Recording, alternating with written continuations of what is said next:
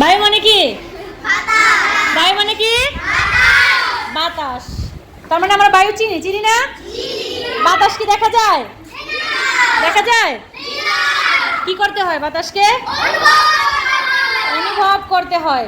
অনুভব করতে হয় না? এই যে ফ্যান চলতেছে, এখন কারেন্ট চলে গেলে ফ্যানটা কি হয়ে যাবে? বন্ধ হয়ে যাবে। তখন আমাদের কি লাগবে? গরম লাগবে। গরম লাগবে না?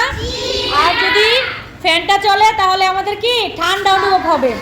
এখন এই যে এই বাতাস, এই বাতাসকে মানে বাতাসকে ভালো রাখতে হলে বাতাসের যত্নে আমরা কি কি করতে পারি? কে বলতে পারবা?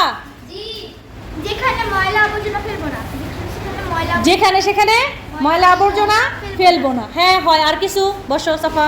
আর কেউ? হ্যাঁ জুনায়েদ বলো। যেখানে সেখানে কলকারখানার ময়লা আবর্জনা ফেলবো না, তাহলে বায়ু দূষিত হয়। আচ্ছা, যেখানে সেখানে কলকারখানার ময়লা আবর্জনা ফেলবো। হ্যাঁ সুন্দর হয়েছে। আর কেউ?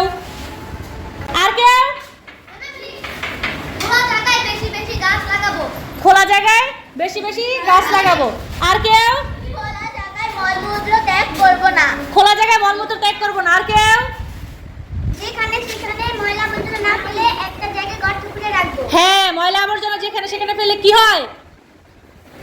গন্ধ হয়। একটা জায়গায় গর্ত করে রাখবো। আর বলো। গাছ কাটা বন্ধ করতে হবে। আর আর কেউ? আরাফাত একটা বলো। ময়লা আবর্জনা না পুড়িয়ে নির্দিষ্ট একটি জায়গায় ফেলা উচিত। হ্যাঁ, নির্দিষ্ট একটা জায়গায় গর্ত করে ফেলা উচিত। তাহলে আমরা অনেক কিছু জানলাম, ঠিক না?